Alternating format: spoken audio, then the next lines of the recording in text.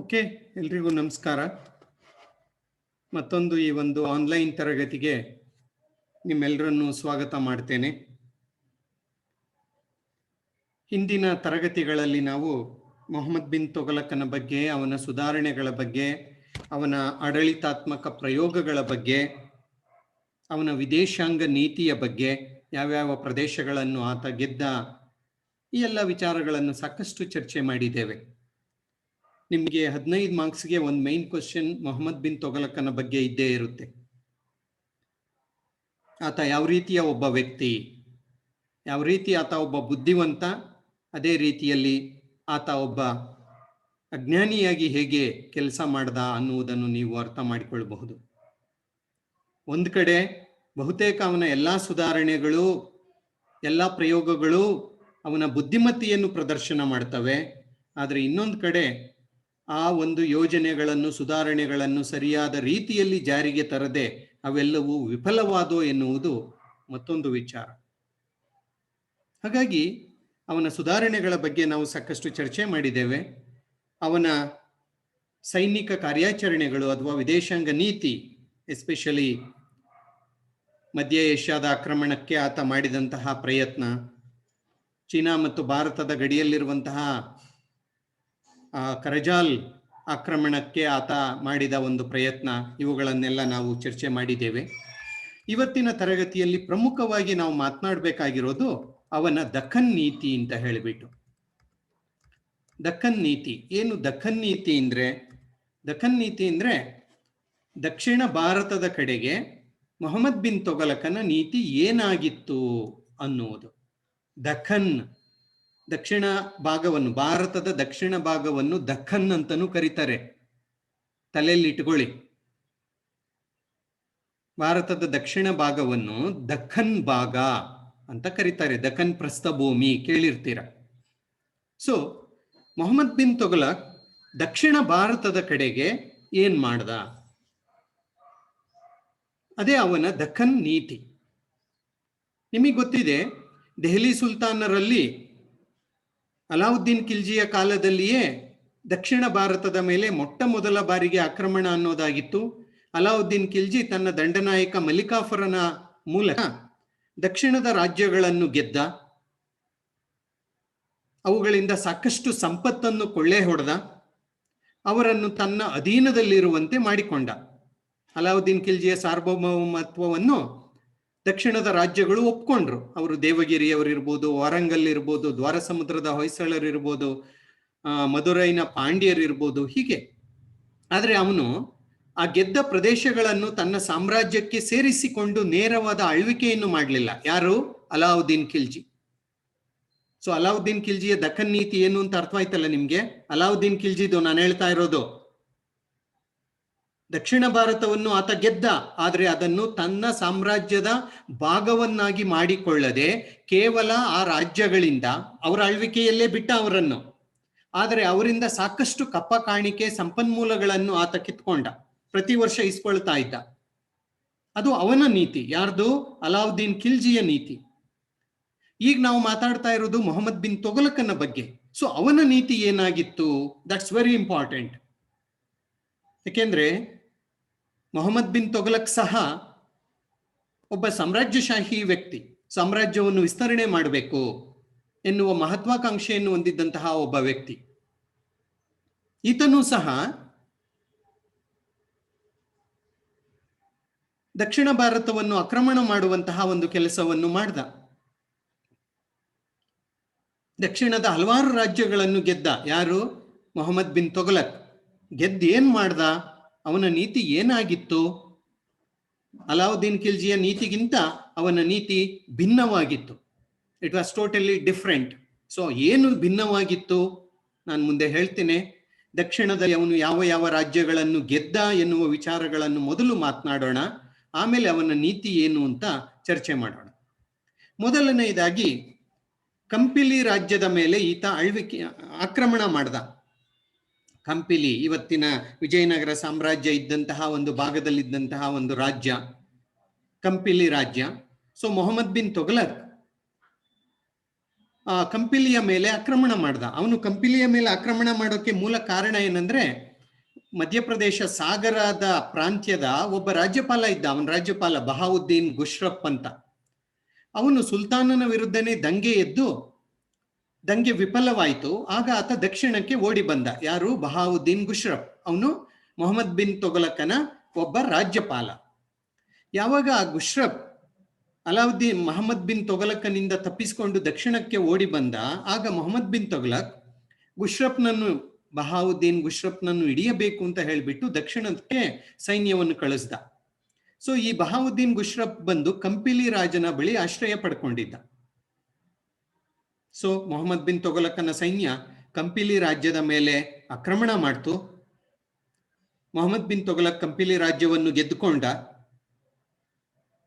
ಅಲ್ಲಿದ್ದಂತಹ ಬಹಾವುದ್ದೀನ್ ಗುಶ್ರಫ್ ಮತ್ತೆ ಅಲ್ಲಿಂದ ತಪ್ಪಿಸಿಕೊಂಡು ದ್ವಾರ ಸಮುದ್ರಕ್ಕೆ ಓಡಿ ಹೋದ. ಆದರೆ ಕಂಪಿಲಿ ರಾಯ ಸೋತು ಮೊಹಮ್ಮದ್ ಬಿನ್ ತೊಗಲಕನ ಒಂದು ಸಾರ್ವಭೌಮತ್ವವನ್ನು ಒಪ್ಪಿಕೊಂಡ. ಅಷ್ಟೇ ಅಲ್ಲ, ಕಂಪಿಲಿ ರಾಯ ಅವನ ಮಕ್ಕಳನ್ನೆಲ್ಲ ಸೆರೆ ಹಿಡಿದು ದೆಹಲಿಗೆ ಕರೆದುಕೊಂಡು ಹೋಗಲಾಯಿತು. ಅಲ್ಲಿ ಅವರನ್ನು ಇಸ್ಲಾಂ ಧರ್ಮಕ್ಕೆ ಮತಾಂತರ ಮಾಡಲಾಯಿತು ಅಂತ ಹೇಳಿಬಿಟ್ಟು ಫರಿಷ್ತಾ ಎನ್ನುವಂತಹ ಇತಿಹಾಸಕಾರ ಬರೀತಾನೆ. ಈ ರೀತಿಯಲ್ಲಿ ಆತ ಮೊಹಮ್ಮದ್ ಬಿನ್ ತೊಗಲಕ್ ದಕ್ಷಿಣದ ಮೊದಲ ಒಂದು ರಾಜ್ಯ ಕಂಪಿಲಿ ರಾಜ್ಯವನ್ನು ಆತ ಗೆದ್ದ, ವಶಪಡಿಸಿಕೊಂಡ. Okay, right. ಎರಡನೆಯದಾಗಿ, ಈ ಕಂಪಿಲಿ ರಾಜ್ಯದಲ್ಲಿಯೇ ಇದ್ದವರು ಹರಿಹರ ಬುಕ್ಕರು ಅಂತನೂ ಕೆಲವರು ಹೇಳ್ತಾರೆ. ಅವರು ಉತ್ತರದ ಕಡೆಗೆ ಹೋದ ಮೇಲೆ ಏನು ಇಸ್ಲಾಂ ಧರ್ಮಕ್ಕೆ ಮತಾಂತರ ಮಾಡಲಾಯಿತು. ಅನಂತರ ಅವರು ದಕ್ಷಿಣಕ್ಕೆ ಬಂದರು, ದಂಗೆ ಎದ್ರು, ಮತ್ತೆ ತಮ್ಮ ಅಧಿಕಾರವನ್ನು ಸ್ಥಾಪನೆ ಮಾಡಿರು. ಅದೇ ವಿಜಯನಗರ ಸಾಮ್ರಾಜ್ಯ ಅಂತ ಹೇಳಲಾಗುತ್ತೆ. ಇರಲಿ, ಅದೀಗ ನಮ್ಮ ಚರ್ಚೆಗೆ ಬೇಡ. ಎರಡನೆಯ ಒಂದು ರಾಜ್ಯ ದಕ್ಷಿಣ ಭಾರತದಲ್ಲಿ ಆತ ಆಕ್ರಮಣ ಮಾಡಿದ್ದು ವಾರಂಗಲ್. ನಿಮಗೆ ಗೊತ್ತಿದೆ, ಕಾಕತೀಯರು ಆಳ್ವಿಕೆ ಮಾಡ್ತಾ ಇದ್ರು ಅಂತ ನಿಮ್ಗೆ ಗೊತ್ತಿದೆ ಅಲ್ಲ. ಅಲಾವುದ್ದೀನ್ ಖಿಲ್ಜಿಯ ಕಾಲದಲ್ಲಿ ಪ್ರತಾಪರುದ್ರ ದೇವ ಅಂತ ಮಾತನಾಡಿದ್ದು. ಮೊಹಮ್ಮದ್ ಬಿನ್ ತೊಗಲಕ್ ಸಹ ವಾರಂಗಲ್ನ ಮೇಲೆ ದಾಳಿ ಮಾಡ್ದ. ಯಾವಾಗ? 1327ರಲ್ಲಿ ವಾರಂಗಲ್ ರಾಜ್ಯದ ಮೇಲೆ ದಾಳಿ ಮಾಡ್ದ. ಅಲ್ಲಿಯ ಅರಸನನ್ನು ಸೋಲಿಸಿದ ಮತ್ತು ರಾಜ್ಯವನ್ನು ತನ್ನ ಸಾಮ್ರಾಜ್ಯದೊಂದಿಗೆ ವಿಲೀನ ಮಾಡಿಕೊಂಡ. ಇದು ಇಂಪಾರ್ಟೆಂಟ್. ವಿಲೀನ ಮಾಡಿಕೊಂಡ. ಅಲಾವುದ್ದೀನ್ ಖಿಲ್ಜಿ ಮಾಡಿರಲಿಲ್ಲ, ಇವನು ವಿಲೀನ ಮಾಡಿಕೊಂಡ. ಅಲ್ಲಿ ತನ್ನ ಆಳ್ವಿಕೆಯನ್ನು ಸ್ಥಾಪನೆ ಮಾಡ್ದ. ಅದಕ್ಕಾಗಿ ಒಬ್ಬ ರಾಜ್ಯಪಾಲನನ್ನು ನೇಮಕ ಮಾಡ್ದ. ಯಾರು? ಮೊಹಮ್ಮದ್ ಬಿನ್ ತೊಗಲಕ್. ಸೊ ಇದು ಎರಡನೆಯದು, ದಕ್ಷಿಣ ಭಾರತದಲ್ಲಿ ಆತ ಗೆದ್ದದ್ದು, ವಾರಂಗಲ್ ಆಕ್ರಮಣ.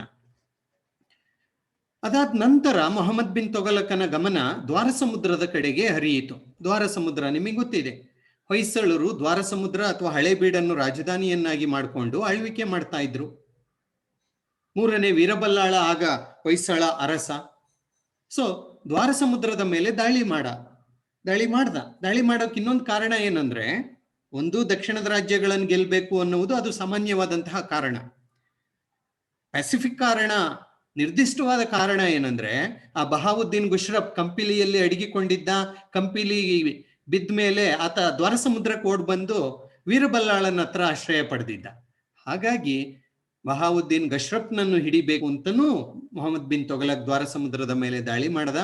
ಸೊ ಮೊಹಮ್ಮದ್ ಬಿನ್ ತೊಗಲಕನ ಸೈನ್ಯ ವೀರಬಲ್ಲಾಳನನ್ನು ಸೋಲಿಸಿ ಆತ ಕಪಕಾಣಿಕೆ ಕೊಡೋಕೆ ಒಪ್ಕೊಂಡ ಮತ್ತು ಬಹಾವುದ್ದೀನ್ ಗುಶ್ರಫ್ನನ್ನು ಸಹ ಮೊಹಮ್ಮದ್ ಬಿನ್ ತೊಗಲಕನಿಗೆ ಒಪ್ಪಿಸಿದ.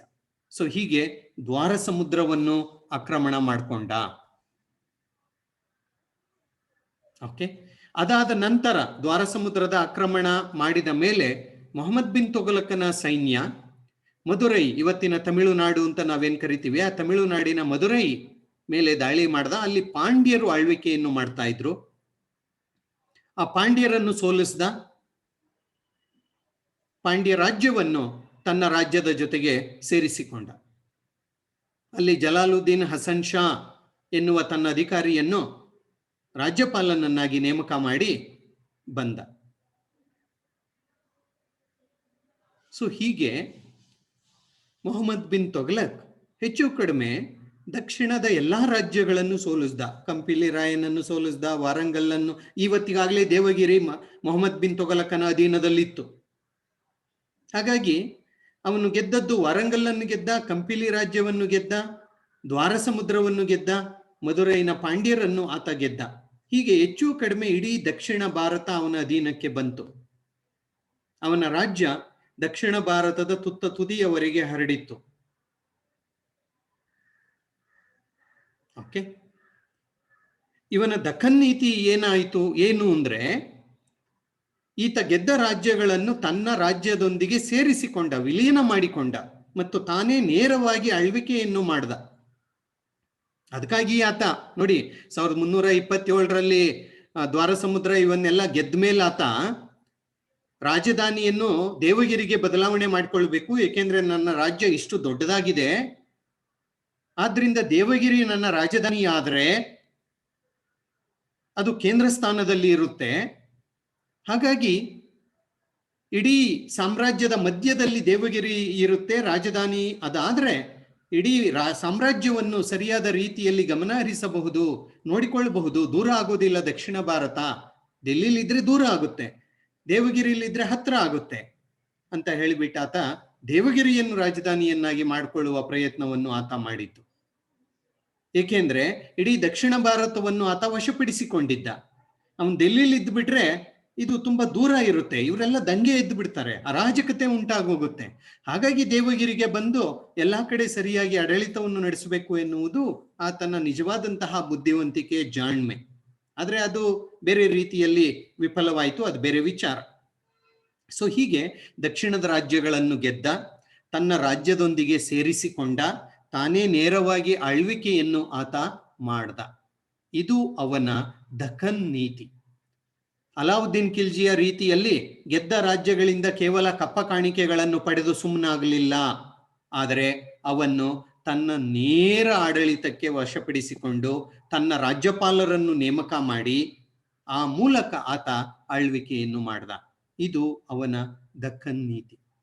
ಅವನ ರಾಜಧಾನಿಯ ಬದಲಾವಣೆಯ ಒಂದು ಪ್ರಯತ್ನವೂ ಸಹ ಅವನ ದಖನ್ ನೀತಿಯ ಒಂದು ಅಂಶ. ಅಂದ್ರೆ ನೋಡಿ, ದಕ್ಷಿಣ ಭಾರತದ ಮೇಲೆ ತಾನು ಅಧಿಪತ್ಯವನ್ನು ಸ್ಥಾಪನೆ ಮಾಡಬೇಕು, ಅಲ್ಲಿ ಸರಿಯಾಗಿ ಆಡಳಿತವನ್ನು ಮಾಡಬೇಕು ಅಂತ ಹೇಳಿಬಿಟ್ಟು ಆತ ರಾಜಧಾನಿಯನ್ನು ದೆಹಲಿಯಿಂದ ದೇವಗಿರಿಯ ಕಡೆಗೆ ಬದಲಾಯಿಸುವ ಪ್ರಯತ್ನವನ್ನೇನು ಮಾಡ್ದ, ಅದು ನಿಜವಾಗಿಯೂ ಪ್ರಮುಖವಾದದ್ದು.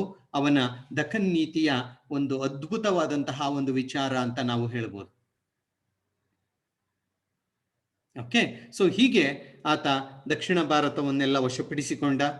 ದಕ್ಷಿಣ ಭಾರತದಲ್ಲಿ ಇಸ್ಲಾಂ ಧರ್ಮವನ್ನು ಪ್ರಸಾರ ಮಾಡುವ ಕೆಲಸವನ್ನು ಆತ ಮಾಡ್ದ. ಓಕೆ, ಯಾವಾಗ ಇಸ್ಲಾಂ ಧರ್ಮವನ್ನು ಹರಡುವಂತಹ ಕೆಲಸವನ್ನು ಮಾಡ್ದ, ಈ ದಕ್ಷಿಣದ ಜನ ಮೊಹಮ್ಮದ್ ಬಿನ್ ತೊಗಲಕನ ಆಡಳಿತದ ವಿರುದ್ಧ, ಅವನ ಮತಾಂತರದ ವಿರುದ್ಧ ದಂಗೆ ಎದ್ರು. ಈ ರೀತಿಯ ಒಂದು ದಂಗೆ 1336ರಲ್ಲಿ ನಿಮಗೆ ಗೊತ್ತಿದೆ, ಹರಿಹರ ಬುಕ್ಕ ಎನ್ನುವವರು ಮೊಹಮ್ಮದ್ ಬಿನ್ ತೊಗಲಕನ ವಿರುದ್ಧ ದಂಗೆ ಎದ್ದು ವಿಜಯನಗರ ಸಾಮ್ರಾಜ್ಯವನ್ನು ಸ್ಥಾಪನೆ ಮಾಡಿರೋ. ಹಿಂದೂ ಸಂಸ್ಕೃತಿ ಎನ್ನುವುದು ಹಾಳಾಗ್ತಾ ಇದೆ ಮೊಹಮ್ಮದ್ ಬಿನ್ ತೊಗಲಕನ ಒಂದು ದಾಳಿಯಿಂದ, ಆಕ್ರಮಣದಿಂದ. ಇಸ್ಲಾಂ ಧರ್ಮ ಹರಡ್ತಾ ಇದೆ. ಹಾಗಾಗಿ ಹಿಂದೂ ಧರ್ಮ ಮತ್ತು ಸಂಸ್ಕೃತಿಯನ್ನು ರಕ್ಷಣೆ ಮಾಡುವ ಸಲುವಾಗಿ ಒಂದು ರಾಜ್ಯವನ್ನು ಕಟ್ಟಬೇಕು ಅಂತ ಹರಿಹರ ಬುಕ್ಕರು ಒಂದು ರಾಜ್ಯವನ್ನು ಸ್ಥಾಪನೆ ಮಾಡಿರು. ಅದನ್ನೇ ನಾವು ವಿಜಯನಗರ ಸಾಮ್ರಾಜ್ಯ ಅಂತ ನಾವು ಕರಿತೇವೆ. ಸೊ ಇದೆಲ್ಲೋ ಒಂದು ಕಡೆ ಮೊಹಮ್ಮದ್ ಬಿನ್ ತೊಗಲಕನ ಆಕ್ರಮಣಗಳಿಂದ ಉಂಟಾದಂತಹ ಒಂದು ದಂಗೆ, ಒಂದು ಪ್ರಯತ್ನ. ಆ ಪ್ರಯತ್ನ ಯಶಸ್ವಿಯಾಯಿತು. ಮುಂದೆ ಕರ್ನಾಟಕ ಭಾಗದಲ್ಲಿ, ದಕ್ಷಿಣ ಭಾರತದಲ್ಲಿ ವಿಜಯನಗರ ಸಾಮ್ರಾಜ್ಯ ಒಂದು ವೈಭವೋಪೇತವಾದಂತಹ, ವಿಶಾಲವಾದಂತಹ ಬಹುದೊಡ್ಡ ಸಾಮ್ರಾಜ್ಯವಾಗಿ ವಿಜೃಂಭಿಸಿತು ಎನ್ನುವುದು ನಿಮಗೆ ಗೊತ್ತಿರುವಂತಹ ಒಂದು ವಿಚಾರ. ಸೊ ಇದನ್ನೆಲ್ಲ ನಾವು ಅವನ ದಖನ್ ನೀತಿಯ ಬಗ್ಗೆ ಮಾತನಾಡಬಹುದು ಅಂತ ನಾವು ಹೇಳಬಹುದು. ಆದರೆ ಪರಿಸ್ಥಿತಿ ಏನಾಯಿತು ಅಂದ್ರೆ, ದಕ್ಷಿಣದ ಕಡೆಗೆ ಆತ ವಿಸ್ತಾರ ಮಾಡ್ದ, ಆದರೆ ದೆಹಲಿಯೇ ಅವನ ರಾಜಧಾನಿಯಾಗಿ ಮುಂದುವರಿಯಿತು. ಆದರೆ ದಕ್ಷಿಣದ ಆಡಳಿತದ ಕಡೆಗೆ ಆತ ಹೆಚ್ಚು ಗಮನ ಹರಿಸೋಕಾಗ್ಲಿಲ್ಲ. ಹಾಗಾಗಿ ದಕ್ಷಿಣದಲ್ಲಿ ಹಲವಾರು ದಂಗೆಗಳಾದವು ಅವನ ಆಳ್ವಿಕೆಯ ಕಾಲದಲ್ಲಿ. ಪ್ರಮುಖವಾಗಿ 1335ರ ಮಲ್ಬಾರ್ನ ದಂಗೆ ಕೇರಳದ ಭಾಗದಲ್ಲಿ, 1343ರಲ್ಲಿ ವಾರಂಗಲ್ ದಂಗೆ ಆಯಿತು, 1336ರಲ್ಲಿ ವಿಜಯನಗರ ಸಾಮ್ರಾಜ್ಯದ ದಂಗೆಯಾಗಿ ವಿಜಯನಗರ ಸಾಮ್ರಾಜ್ಯ ಸ್ಥಾಪನೆಯಾಯಿತು. ಆಮೇಲೆ ದೇವಗಿರಿಯಲ್ಲಿ ದಂಗೆ ಆಯಿತು. ಇನ್ನೊಂದು ತುಂಬಾ ಪ್ರಮುಖವಾದದ್ದು ದಕ್ಷಿಣ ಭಾರತದಲ್ಲಿ ಅಂದ್ರೆ, ದಕ್ಷಿಣ ಭಾರತದಲ್ಲಿ ಏನು ಅವರ ಮೊಹಮ್ಮದ್ ಬಿನ್ ತೊಗಲಕನ ರಾಜ್ಯಪಾಲರುಗಳಿದ್ರು, ಅಧಿಕಾರಿಗಳಿದ್ರು. ಅದರಲ್ಲೊಬ್ಬ ಅಲಾವುದ್ದೀನ್ ಹಸನ್ ಗಂಗು ಬಹುಮನ್ ಶಾ ಎನ್ನುವವನು 1347ರಲ್ಲಿ ದಂಗೆ ಎದ್ದು, ಬೀದರ್ನಿಂದ ದಂಗೆ ಎದ್ದು ಬಹಮನಿ ಸಾಮ್ರಾಜ್ಯ ಅಂತ ಸ್ಥಾಪನೆ ಮಾಡ್ದ. ಬಹಮನಿ ಸಾಮ್ರಾಜ್ಯ ಓದಿದ್ದೀರಾ ನೀವು? ಆ ಬಹಮನಿ ಸಾಮ್ರಾಜ್ಯವನ್ನು ಸ್ಥಾಪನೆ ಮಾಡಿದವನು ಅಲಾವುದ್ದೀನ್ ಹಸನ್ ಗಂಗು ಬಹುಮನ್ ಶಾ. ಅಂದ್ರೆ ಅವನ ಒಬ್ಬ ಅಧಿಕಾರಿ, ಅವನ ಒಬ್ಬ ರಾಜ್ಯಪಾಲನೇ ತನ್ನ ಸುಲ್ತಾನನ ವಿರುದ್ಧ ದಂಗೆ ಎದ್ದು ತನ್ನದೇ ಆದಂತಹ ಒಂದು ಪ್ರತ್ಯೇಕ ಆಡಳಿತವನ್ನು ಸ್ಥಾಪನೆ ಮಾಡ್ದ. ಅದನ್ನು ನಾವು ಬಹಮನಿ ಸಾಮ್ರಾಜ್ಯ ಅಂತ ಕರಿತೀವಿ. ಅಂದ್ರ ಅರ್ಥ ಏನು? ಮೊಹಮ್ಮದ್ ಬಿನ್ ತುಘಲಕ್ ದಕ್ಷಿಣದ ಪ್ರದೇಶಗಳನ್ನು ಗೆದ್ದು ಅವುಗಳ ಆಡಳಿತವನ್ನು ತನ್ನ ಅಧೀನದಲ್ಲಿಯೇ ಇಟ್ಕೊಂಡಿದ್ದ. ಇದನ್ನು ಸಹಿಸದ ಹಲವಾರು ಜನ ದಂಗೆ ಇದ್ರು. ಹಾಗಾಗಿ ಆ ದಂಗೆಗಳು ಕೆಲವೆಲ್ಲ ಯಶಸ್ವಿಯಾದೋ. ವಿಜಯನಗರದ ದಂಗೆ ಯಶಸ್ವಿ ಆಯಿತು. ಬಹಮನಿ ಹಸನ್ ಗಂಗು ಬಹುಮನ್ ಶಾನ ದಂಗೆ ಯಶಸ್ವಿ ಆಯಿತು. ಅವನು ಬಹಮನಿ ರಾಜ್ಯ ಕಟ್ಟಿದ. ಹರಿಹರ ಬುಕ್ಕ ವಿಜಯನಗರ ಸಾಮ್ರಾಜ್ಯವನ್ನು ಕಟ್ಟಿದರು. ಸೊ ಹೀಗೆ ಅವನ ಸಾಮ್ರಾಜ್ಯದಲ್ಲಿ ದಂಗೆಗಳಾಗಿ ದೆಹಲಿ ಸಾಮ್ರಾಜ್ಯದ ಅವನತಿಯ ಆರಂಭ ಎನ್ನುವುದು ಆಯಿತು. ನೋಡಿ, ದೆಹಲಿ ಸಾಮ್ರಾಜ್ಯ, ದೆಹಲಿ ಸುಲ್ತಾನರ ಸಾಮ್ರಾಜ್ಯ ಎನ್ನುವುದು ಮೊಹಮ್ಮದ್ ಬಿನ್ ತುಘಲಕನ ಕಾಲದಲ್ಲಿ ಉನ್ನತಿಯನ್ನು ಮುಟ್ಟಿತ್ತು. ಸಾಮ್ರಾಜ್ಯದ ವಿಶಾಲತೆಯ ದೃಷ್ಟಿಯಿಂದ ಇರ್ಬೋದು, ಬೇರೆ ಬೇರೆ ವಿಚಾರಗಳಿಂದ ಇರ್ಬೋದು, ಇದು ಪೀಕ್ ಟೈಮ್, ಪರಾಕಾಷ್ಠೆಯ ಕಾಲ. ಆದರೆ ಇವನ ಆಳ್ವಿಕೆಯ ಕೊನೆಯ ಹೊತ್ತಿಗೆ ದೆಹಲಿ ಸುಲ್ತಾನರ ಸಾಮ್ರಾಜ್ಯ ಅವನತಿಯ ಹಾದಿಯನ್ನು ಹಿಡಿಯಿತು. ಇನ್ನೂ ಹೆಚ್ಚು ಕಡಿಮೆ 100-125 ವರ್ಷ ಇತ್ತದು, ಆದರೆ ಅವನತಿ ಹೊಂದುತ್ತಾ ಇತ್ತು. ಹಾಗಾಗಿ ಮೊಹಮ್ಮದ್ ಬಿನ್ ತುಘಲಕನ ದಖನ್ ನೀತಿ ಏನು, ದಕ್ಷಿಣವನ್ನು ಗೆದ್ದು ಅವುಗಳ ಮೇಲೆ ಆಡಳಿತ ಮಾಡಬೇಕು ಅನ್ನುವ ನೀತಿ ಎಲ್ಲೋ ಅವನ ಒಂದು ಆಳ್ವಿಕೆಗೆ ಮುಳುವಾಯಿತು. ಇದನ್ನೇ ನಾವು ಅವನ ದಖನ್ ನೀತಿ ಅಂತ ನಾವು ಕರಿತೇವೆ. ಬಹುಶಃ ಅವನು ಅಲಾವುದ್ದೀನ್ ಖಿಲ್ಜಿಯ ರೀತಿಯಲ್ಲಿ ಅವುಗಳನ್ನು ಸಾಮಂತ ರಾಜ್ಯಗಳನ್ನಾಗಿ ಮಾಡಿಕೊಂಡು ಅವರಿಗೆ ಅಧಿಕಾರ ಬಿಟ್ಟು ಅವರಿಂದ ಕೇವಲ ಕಪ್ಪ ಕಾಣಿಕೆಗಳನ್ನು ಪಡ್ಕೊಂಡಿದ್ದಿದ್ರೆ ಈ ರೀತಿಯ ದಂಗೆಗಳಾಗ್ತಾ ಇರ್ಲಿಲ್ವೇನೋ. ಇವೆಲ್ಲ ಇಫ್ಸ್ ಅಂಡ್ ಬಟ್ಸ್ ಇನ್ ಹಿಸ್ಟ್ರಿ. ಹಂಗಿದ್ರೆ ಹಿಂಗಾಗಿರೋದು, ಹಿಂಗಿದ್ರೆ ಹಂಗಾಗಿರೋದು ಅನ್ನುವುದಷ್ಟೇ. ಆದರೆ ಅವನು ಈ ರೀತಿ ಮಾಡ್ದ, ಈ ರೀತಿಯ ದಂಗೆಗಳಾದೋ, ಅವನ ಸಾಮ್ರಾಜ್ಯಕ್ಕೆ ಮುಳುವಾಯಿತು ಅನ್ನುವುದು ತುಂಬಾ ಪ್ರಮುಖವಾದದ್ದು. ಸೊ ಇದು ಅವನ ದಕ್ಕನ್ ನೀತಿಯ ಬಗ್ಗೆ. ಇನ್ನೊಂದು ವಿಚಾರ, ಮೊಹಮ್ಮದ್ ಬಿನ್ ತುಘಲಕನ ಏನು 50 ವರ್ಷಗಳ ಕಾಲ ಆಳ್ವಿಕೆಯನ್ನು ಮಾಡ್ದ, ಅವನ ಆಳ್ವಿಕೆಯ ಕೊನೆಯ ವರ್ಷಗಳಲ್ಲಿ ಅವನ ಸಾಮ್ರಾಜ್ಯಾದ್ಯಂತ ದಂಗೆಗಳಾದವು, ಹಲವಾರು ದಂಗೆಗಳಾದವು. There were so many revolts. ಹಲವಾರು ರಾಜ್ಯಪಾಲರುಗಳು, ಅಧಿಕಾರಿಗಳು ದಂಗೆಗಳನ್ನೆದ್ರು. ಹಲವಾರು ಏನದು ಔದ್ನಲ್ಲಿ ದಂಗೆ ಆಯಿತು, ಗುಶ್ರಪ್ನ ದಂಗೆ ಆಯಿತು, ಹೀಗೆ ಹಲವಾರು ದಂಗೆಗಳಾದೋ. ಅವರೆಲ್ಲ ಸುಮಾರು 25 ದಂಗೆಗಳಾಯಿತು ಅಂತ ಹೇಳ್ತಾರೆ. ಆ ದಂಗೆಗಳು ಇವನ ಅಧಿಕಾರವನ್ನು ಮುರಿಯುವಲ್ಲಿ ಯಶಸ್ವಿಯಾಯಿತು ಅಂತ ಹೇಳಿ. ಹೀಗೆ ಮೊಹಮ್ಮದ್ ಬಿನ್ ತುಘಲಕ್ 1351ರಲ್ಲಿ ಬಹುಶಃ ತನ್ನ 53ನೇ ವಯಸ್ಸಿನಲ್ಲಿ ಆತ ಗತಿಸಿದ, ಮರಣ ಹೊಂದಿದ. ಆ ಹೊತ್ತಿಗೆ ಆತ ಸಂಪೂರ್ಣವಾಗಿ ವಿಫಲನಾದಂತಹ ಒಬ್ಬ ಸುಲ್ತಾನನಾಗಿದ್ದ.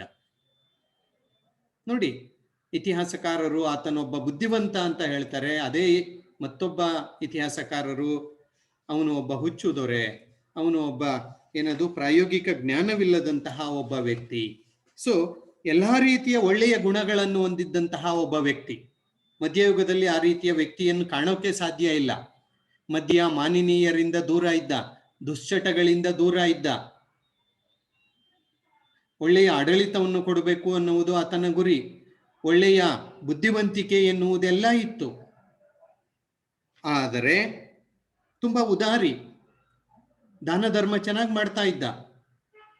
ಆದರೆ ಆಡಳಿತದಲ್ಲಿ ಆತ ಸಂಪೂರ್ಣನಾಗಿ ವಿಫಲನಾದ. ಏನಕ್ಕೆ ವಿಫಲನಾದ? ಹಲವಾರು ರೀತಿಯ ಕಾರಣಗಳನ್ನು ನಾವು ಕೊಡ್ಬೋದು. ಅವನಿಗೆ ಸಾಮಾನ್ಯ ಜ್ಞಾನ ಇರಲಿಲ್ಲ, ದುಡುಕು ಸ್ವಭಾವ, ಓಕೆ, ಆಮೇಲೆ ಅವನ ಹಠಮಾರಿತನ, ಆಮೇಲೆ ಅವನ ಯೋಚನೆಗಳು ಆ ಜನರಿಗೆ ಆ ಕಾಲಕ್ಕೆ ಅರ್ಥವಾಗದ ಯೋಜನೆಗಳಾಗಿದ್ದವು. ನೋಡಿ, ಟೋಕನ್ ನಾಣ್ಯಗಳನ್ನು ಜಾರಿಗೆ ತಂದ, ಆ ಜನಗಳಿಗೆ ಅವು ಅರ್ಥವಾಗದಂತಹ ಒಂದು ಯೋಜನೆ. ಜನಕ್ಕೆ ಅವೆಲ್ಲ ಇನ್ನೂ ಏನು ಗೊತ್ತೇ ಇಲ್ಲ ಹೀಗೆ ಅಂತ. ಆ ತರದ ಯೋಜನೆಗಳನ್ನು ಜಾರಿಗೆ ತಂದದ್ದು ಸಹ ಅವನ ಅವನತಿಗೆ ಕಾರಣ ಅಂತ ನಾವು ಹೇಳ್ಬೋದು. ಅಲ್ಲದೆ ಆತ ಜಾರಿಗೆ ತಂದಂತಹ ಸುಧಾರಣೆಗಳು ಸರಿಯಾಗಿ ಫಲ ನೀಡಲಿಲ್ಲ. ನೋಡಿ, ದೋಅಬ್ನಲ್ಲಿ ಕಂದಾಯವನ್ನೇನೋ ಜಾಸ್ತಿ ಮಾಡ್ದ, ಆದ್ರೆ ಅಲ್ಲಿ ಬರಗಾಲ ಕ್ಷಾಮ ಬಂದ್ಬಿಡ್ತು. ಹಾಗಾಗಿ ಆಮೇಲೆ ಅವನ ದಖನ್ ನೀತಿಯೂ ಇರಬಹುದು ಅವನ ಒಂದು ವಿಫಲತೆಗೆ ಕಾರಣವಾಯಿತು ಅಂತ ನಾವು ಹೇಳ್ಬೋದು. ಹೀಗೆ ಮೊಹಮ್ಮದ್ ಬಿನ್ ತೊಗಲಕನ ಒಂದು ಅಂತ್ಯ ಎನ್ನುವುದು ಆಯಿತು. ಮಧ್ಯಯುಗದ ಒಬ್ಬ ಆಶ್ಚರ್ಯಕರ ವ್ಯಕ್ತಿ, ವಿದ್ವತ್ಪೂರ್ಣ ವ್ಯಕ್ತಿ, ಅದೇ ರೀತಿಯಲ್ಲಿ ಒಬ್ಬ ವಿಫಲನಾದಂತಹ ಒಬ್ಬ ಸುಲ್ತಾನ. ಓಕೆ, 15 ಮಾರ್ಕ್ಸ್ಗೆ ಇವನ ಬಗ್ಗೆ ಏನಾದರೂ ಕೇಳ್ತಾರೆ ಅಂದ್ರೆ ಅರ್ಥ ಅವನ ಆಡಳಿತಾತ್ಮಕ ಸುಧಾರಣೆಗಳನ್ನು ವಿವರಿಸಿ ಅಂತ ಕೇಳ್ತಾರೆ, ಅದನ್ನು ಬರೀಬೇಕು ನೀವು. ಅವನ ದಖನ್ ನೀತಿ ಅಂತ ಕೇಳಿದ್ರೆ 5 ಮಾರ್ಕ್ಸಿಗೆ ಕೇಳ್ತಾರೆ, ಸೊ ಅದನ್ನು ಬರೀಬೇಕು. ಸೊ ಹಾಗಾಗಿ ಅವನ ಸಾವಿನ ನಂತರ 1351ರಲ್ಲಿ ಮೊಹಮ್ಮದ್ ಬಿನ್ ತೊಗಲಕನ ಅಂತ್ಯವಾಯಿತು. ಅವನ ನಂತರ ಫಿರೋಜ್ ಶಾ ತೊಗಲಕ್ ಎನ್ನುವವನು ಅಧಿಕಾರಕ್ಕೆ ಬಂದ. ಫಿರೋಜ್ ಶಾ ತೊಗಲಕ್ ಎನ್ನುವವನು ಅಧಿಕಾರಕ್ಕೆ ಬಂದ. ಆತ 1351ರಿಂದ 1388ರವರೆಗೆ ಆಳ್ವಿಕೆಯನ್ನು ಮಾಡ್ದ. ಅವನ ನಂತರ ತುಘಲಕ್ ಶಾ ಎನ್ನುವವನು 1 ವರ್ಷ ಆಳ್ವಿಕೆ ಮಾಡ್ದ. ಅಬೂಬಕರ್ ಎನ್ನುವವನು 1 ವರ್ಷ ಆಳ್ವಿಕೆ ಮಾಡ್ದ. ನಾಸಿರುದ್ದೀನ್ ಮೊಹಮ್ಮದ್ ಬಿನ್ ಫಿರೋಜ್ ಶಾ ಎನ್ನುವವನು 4 ವರ್ಷ ಆಳ್ವಿಕೆ ಮಾಡ್ದ. ಮೊಹಮ್ಮದ್ ನಾಸಿರುದ್ದೀನ್ ಎನ್ನುವವನು 1395ರಿಂದ 1413ರವರೆಗೆ ಆಳ್ವಿಕೆಯನ್ನು ಮಾಡ್ದ. ಸೊ ಇವನೇ ಕೊನೆಯ ದೊರೆ, ತೊಗಲಕ್ ಸಂತತಿಯ ಕೊನೆಯ ದೊರೆ ನಾಸಿರುದ್ದೀನ್, ಮೊಹಮ್ಮದ್ ನಾಸಿರುದ್ದೀನ್ ಎನ್ನುವವನು. ಮೊಹಮ್ಮದ್ ನಾಸಿರುದ್ದೀನ್ ತೊಗಲಕ್ ಸಂತತಿಯ ಕೊನೆಯ ದೊರೆ. ಅವನ ನಂತರ ದೆಹಲಿಯ ಸಿಂಹಾಸನ ಈ ಒಂದು ಸೈಯದ್ ಸಂತತಿಗೆ ಹೋಯಿತು. ಸೈಯದ್ಗಳು ಆಳ್ವಿಕೆಯನ್ನು ಮಾಡಿರು. 1414ರಿಂದ 1451ರವರೆಗೆ ಒಂದು 35-36 ವರ್ಷ ಅವರು ಆಳ್ವಿಕೆಯನ್ನು ಮಾಡಿದ್ರು. ಸೈಯದ್ ಸಂತತಿ ಅಂತ ಹೇಳ್ತೀವಿ, ಅದರ ಬಗ್ಗೆ ನಿಮಗೇನು ಕೇಳಲ್ಲ.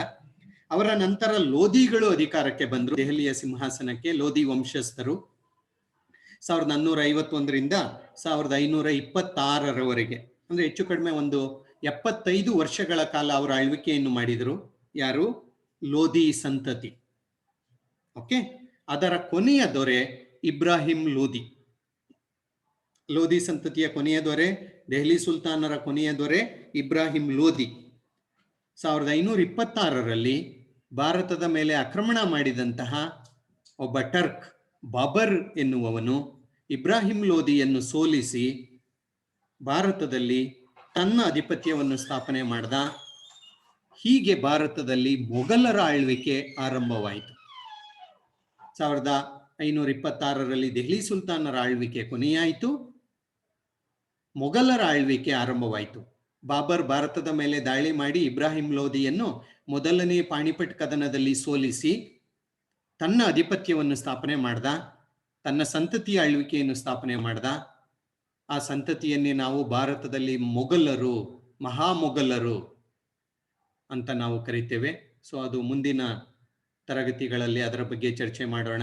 ಸೊ ಇಷ್ಟೊತ್ತು ನಾನು ಮಾತನಾಡಿದ್ದು ದೆಹಲಿ ಸುಲ್ತಾನರ ಬಗ್ಗೆ. 1206ರಲ್ಲಿ ಕುತುಬುದ್ದೀನ್ ಐಬಕನಿಂದ ಸ್ಥಾಪಿಸಲ್ಪಟ್ಟಂತಹ ದೆಹಲಿ ಸುಲ್ತಾನರ ಆಳ್ವಿಕೆ 1526ರಲ್ಲಿ ಇಬ್ರಾಹಿಂ ಲೋಧಿಯೊಂದಿಗೆ ಕೊನೆಯಾಯಿತು. ಹೆಚ್ಚು ಕಡಿಮೆ ಸುಮಾರು 320 ವರ್ಷಗಳ ಕಾಲ ದೆಹಲಿ ಸುಲ್ತಾನರು ಆಳ್ವಿಕೆಯನ್ನು ಮಾಡಿದರು. ಆ ದೆಹಲಿ ಸುಲ್ತಾನರಲ್ಲಿ ಒಟ್ಟು 5 ಸಂತತಿಗಳು: ಗುಲಾಮಿ ಸಂತತಿ, ಖಿಲ್ಜಿ ಸಂತತಿ, ತೊಗಲಕ್ ಸಂತತಿ, ಸೈಯದ್ ಸಂತತಿ ಮತ್ತು ಲೋಧಿ ಸಂತತಿ. ಈ 5 ಸಂತತಿಗಳು 320 ವರ್ಷಗಳ ಕಾಲ ದೆಹಲಿಯ ಸಿಂಹಾಸನವನ್ನು ಹಿಡಿದು ಅವರು ಆಳ್ವಿಕೆಯನ್ನು ಮಾಡಿದರು ಅನ್ನುವುದು ನಿಮ್ಮ ಗಮನದಲ್ಲಿರಲಿ. ಈ ದೆಹಲಿ ಸುಲ್ತಾನರಲ್ಲಿ ಅಲಾವುದ್ದೀನ್ ಖಿಲ್ಜಿ, ಮೊಹಮ್ಮದ್ ಬಿನ್ ತೊಗಲಕ್ 15 ಮಾರ್ಕ್ಸ್ ಪ್ರಶ್ನೆಗಳಿಗೆ ತುಂಬಾ ಪ್ರಮುಖರು. ಉಳಿದಿದ್ದೆಲ್ಲ 5 ಮಾರ್ಕ್ಸು 10 ಮಾರ್ಕ್ಸ್ಗೆ ಕೇಳ್ತಾರೆ. ಓಕೆ, ಸೊ ಇಲ್ಲಿಗೆ ಇವತ್ತಿನ ಚರ್ಚೆಯನ್ನು